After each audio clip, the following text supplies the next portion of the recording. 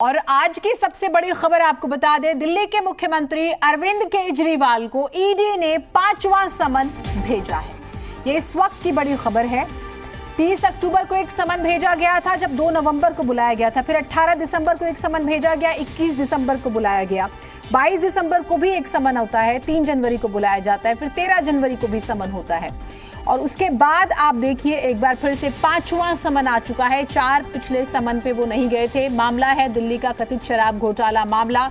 हालांकि मुख्यमंत्री की तरफ से, आम आदमी पार्टी की तरफ से बार बार पूछा जा रहा है कि आप स्पष्ट कीजिए कि आप किस बात को आधार बनाकर बुला रहे हैं, समन दे रहे हैं।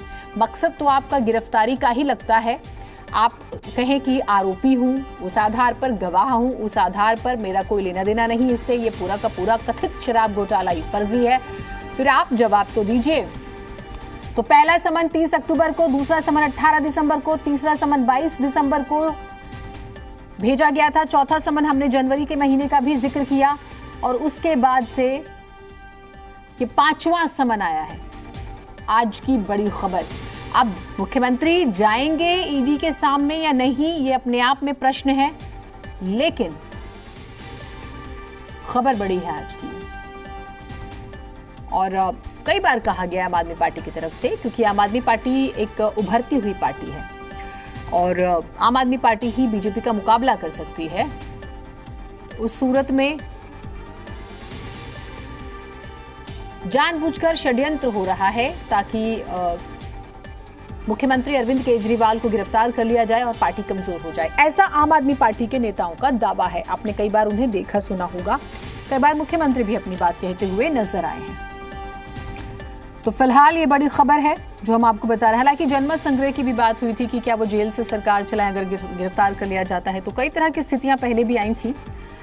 लेकिन मूल प्रश्न एक ये है कि पिछले 4 समन में जब वो ईडी के सामने पेश नहीं हुए हैं, तो फिर 5वें समन में उनका फैसला क्या होगा। वैसे एक चीज स्पष्ट कर दें, कुछ लोगों के मन में ये सवाल रहता है कि अच्छा कितने समन के बाद ईडी अरेस्ट कर सकती है। 3 समन के बाद, कई बार आम बोलचाल में आप सुनते हुए कि नहीं 3 समन नहीं दिए में नहीं गए तो आपको अरेस्ट किया जा सकता है, तो कुछ संभावनाएं होती हैं। हालांकि ईडी अपने हिसाब से स्वतंत्र है, लेकिन दिल्ली का जो एक स्ट्रक्चर है उसे आपको समझना होगा। यहाँ पर उपराज्यपाल भी हैं और स्पीकर की भी इजाजत ली जाती है अगर आप मुख्यमंत्री को गिरफ्तार करते हैं तो समन जो मिला है। राजूराज हमारे साथ जुड़े हुए हैं, राजूराज से ही इस पर बात करते हैं। राजूराज, आप बताइएगा इस बारे में क्या डिटेल्स आई हैं। 5वां समन, मूल प्रश्न तो यही कि क्या इस बार सवालों का सामना करेंगे मुख्यमंत्री? देखिए, निश्चित तौर पर ईडी की तरफ से केजरीवाल को 5वां समन भेजा गया। हालांकि अभी तारीख सुनिश्चित नहीं किया गया है और जो जानकारी मिल पाई है सूत्रों के हवाले से कि अप्रैल फर्स्ट वीक में हो सकता है कि अरविंद केजरीवाल से पूछताछ ईडी करे, इसलिए 5वां समन भेजा गया। इससे पहले 4 समन ईडी के द्वारा केजरीवाल को भेजा गया और हर बार केजरीवाल की तरफ से कई जवाब दिए। कभी वो गोवा उनको जाना था, कभी विपासना में, तो इस तरह की संभावनाएं सामने आई और जिसका जवाब ईडी को केजरीवाल की लीगल टीम की तरफ से लिए और केजरीवाल की तरफ से दिया गया है। लेकिन ये 5वां समन दिया गया क्योंकि पिछले समन में हमने देखा कि जब तीसरा समन दिया गया था केजरीवाल को, तो ये संभावना बताई जा रही थी कि ईडी की टीम वहां पर पहुंच रही है और रात से ही आम आदमी पार्टी के तमाम नेता हो, कार्यकर्ता हो, ये ट्वीट करना शुरू कर दिए थे कि ईडी की टीम सुबह सुबह केजरीवाल से पूछताछ करने के लिए पहुंचेगी और गिरफ्तार कर लेगी। जिसके बाद ये जानकारी दी गई कि ईडी जो लीगल टीम से बात हुई और ईडी से ये पूछा गया कि आप अरविंद केजरीवाल को बतौर मुख्यमंत्री किस लिहाज से बुला रहे हैं, क्या आप विटनेस के तौर पर बुला रहे हैं या फिर आप ये बताएं कि आप बतौर आरोपी के तौर पर आप बुला रहे हैं। मतलब तमाम ऐसे सवाल पूछे गए थे। लेकिन सबसे बड़ी बात यह है कि कभी भी एजेंसी किसी भी शख्स को पूछताछ के लिए बुलाती है तो उन्हें ये नहीं बताया जाता कि आपको किस लिहाज से बतौर विटनेस, बतौर गवाह किस लिहाज से आपको बुलाया गया। तो ये लगातार सवाल अरविंद केजरीवाल और उनके पार्टी की तरफ से पूछा गया और ये भी कहा गया कि ये राजधानी दिल्ली में केंद्र सरकार के इशारे पर ईडी का इस्तेमाल किया गया और उनका किसी भी शराब घोटाले में कोई रोल नहीं है। बाकायदा वो ईमानदार पार्टी है। लेकिन वहीं विपक्षी पार्टी जो भारतीय जनता पार्टी जो दिल्ली में है, प्रदेश में है, वो लगातार अरविंद केजरीवाल पर आरोप लगाती रही कि भ्रष्टाचार का आरोप लगे हैं और वो बचना चाहते हैं और ईडी के सामने पेश नहीं होना चाहते।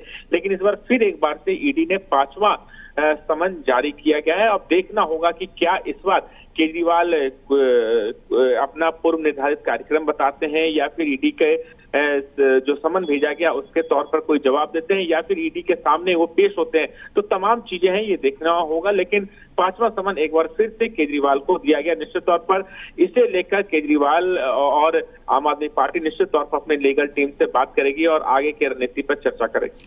महत्वपूर्ण ये भी राजूराज की हमेशा से समन की टाइमिंग पर सवाल उठते रहे हैं कि जो टाइमिंग है लोकसभा चुनाव से रोकने की, पिछले दिनों हमने सुना कि सरकार गिराने की भी कोशिश हो रही है। मुख्यमंत्री ने बाकायदा 4 पैराग्राफ में अपनी बात रखी थी और कहा था कि 25 करोड़ रुपए का ऑफर दिया गया है 7 विधायकों को और साजिश है, ये कोई शराब घोटाला नहीं हुआ, सीएम को अंदर करते हैं और फिर उसके बाद सरकार गिरेगी। ये बड़ी बात भी उन्होंने कही थी, लिखी थी बाकायदा। हाँ, निश्चित तौर पर देखिए, चूंकि अरविंद केजरीवाल सरकार चला रहे हैं और आबकारी मामले में जो घोटाले तथा कथित आप कह लीजिए जो अरविंद केजरीवाल की तरफ से कहा जाता है कि शराब घोटाला नहीं हुआ है, किसी तरह का भ्रष्टाचार नहीं हुआ है। लेकिन इसी मामले में संजय सिंह को आप देख लें या फिर मनीष सिसोदिया जो उप मुख्यमंत्री रहे हैं, उनकी गिरफ्तारी की गई ईडी की तरफ से। गिरफ्तारी के बाद अभी तक उन्हें जमानत नहीं मिली है। तमाम वो कोर्ट, चाहे वो लोअर कोर्ट हो, हाई कोर्ट हो, सुप्रीम कोर्ट में तमाम जगह अपनी अर्जी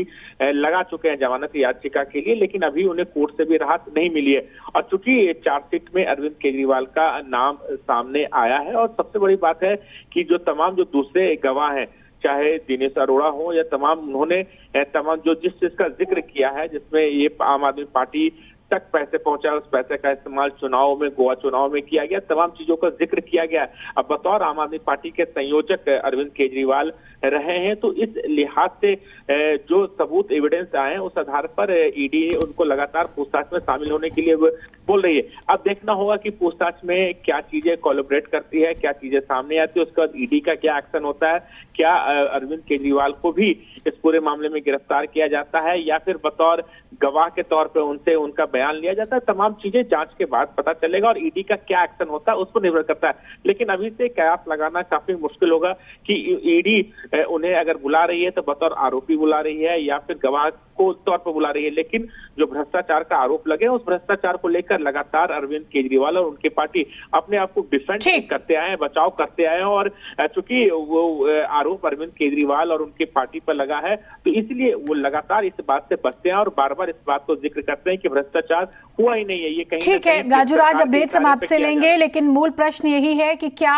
इस बार 5वें समन के बाद ईडी के सामने पेश होंगे दिल्ली के मुख्यमंत्री अरविंद केजरीवाल या नहीं? क्योंकि शुरू से एक सवाल जो रहा है वो उठाया गया, वो है कि टाइमिंग, इसकी टाइमिंग पर बहुत प्रश्न उठाए हैं आपकी तरफ से।